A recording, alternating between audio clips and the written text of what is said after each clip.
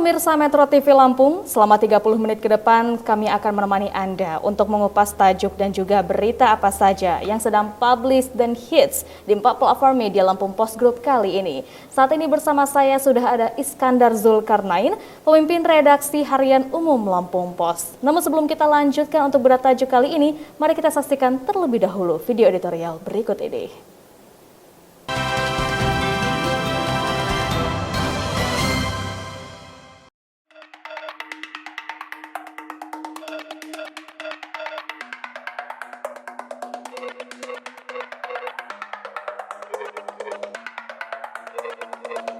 Menguatkan kohesi sosial kala pandemi. Meminjam istilah pertanian, kondisi pandemi COVID-19 saat ini sedang panen raya dalam jumlah kasus infeksi. Bayangkan, pada Senin 12 Juli 2021, jumlah pasien positif COVID-19 di Lampung tercatat 430 kasus baru.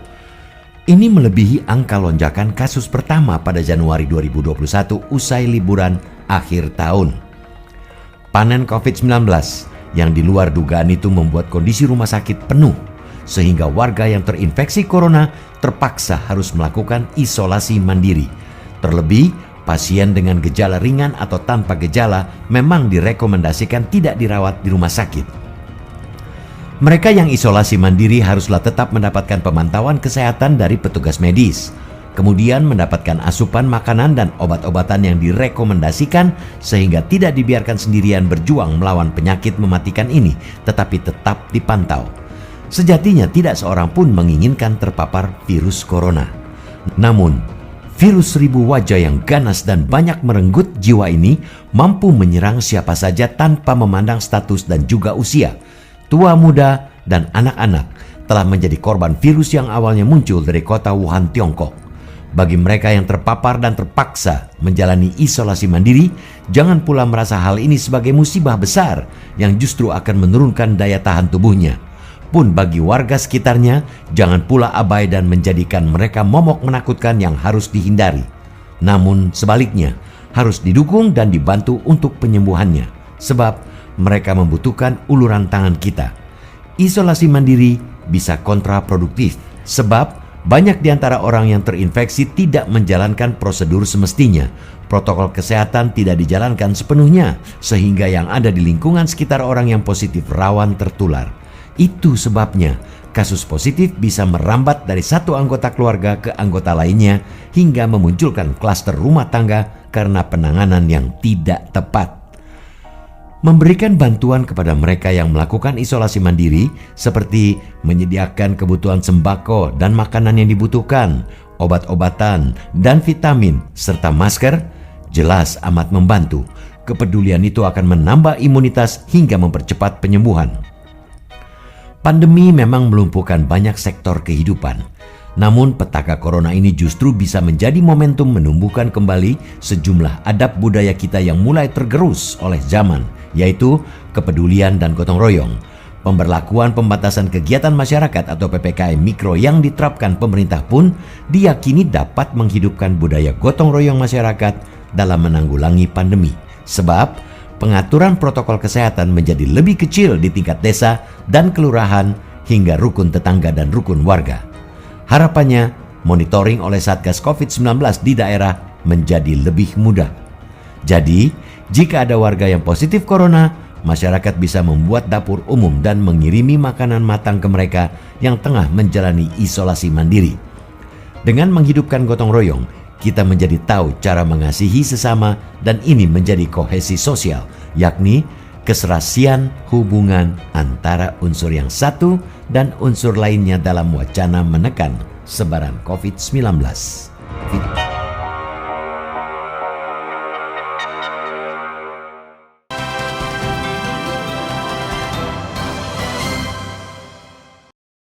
Oke Bang Is, apa yang menjadi sorotan dalam tajuk Lampung Post hari ini? Ya, kita sangat bersyukur bahwa pemerintah, baik itu pemerintah pusat, provinsi, juga kabupaten kota di Lampung ini menerapkan PPKM darurat dan PPKM mikro yang sangat ketat. Ini adalah salah satu upaya ikhtiar dari pemerintah untuk menekan laju pasien yang terpapar COVID-19 ini.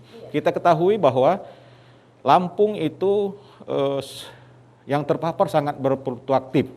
Artinya ada naik turun, begitu juga yang meninggal. Dan ini juga kita berharap PPKM darurat ini harus dipatuhi oleh masyarakat karena tujuannya adalah untuk menekan angka COVID. Kita harus punya pengalaman membaca bagaimana India yang beberapa minggu yang lalu itu luar biasa meninggalnya, ya kan, terus juga yang terpaparnya rumah sakit penuh, oksigen sangat terbatas. Betul. Ya kan. Nah, dalam seminggu terakhir India itu kan angka yang terpapar, angka yang meninggalnya turun. Kenapa? Dia melakukan lockdown yang sangat ketat.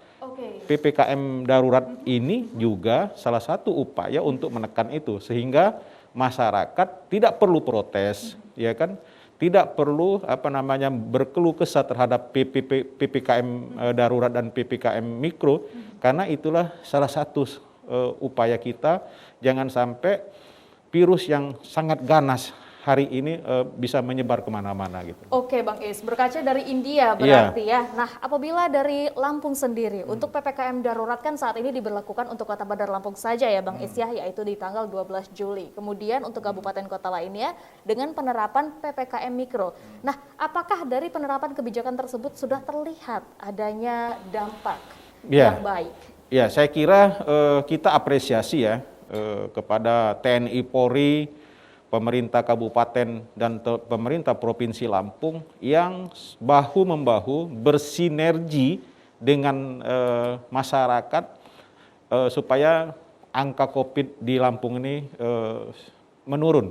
Karena bagaimanapun juga peran serta masyarakat yang patuh terhadap 5M itu juga bisa menurunkan angka COVID-nya.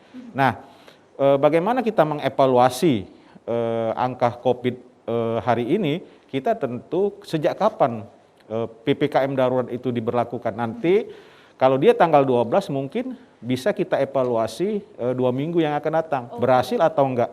Gitu Mbak. Ya, tentunya kita masih menanti seperti apa ya, tapi sambil kita menanti tentunya kita harus mematuhi juga kebijakan yang sudah diterapkan. Baik Bang Is, nanti kita akan lanjutkan kembali. Dan untuk Anda pemirsa Metro TV Lampung, tetaplah bersama kami dalam Bedah Tajuk Lampung Pos.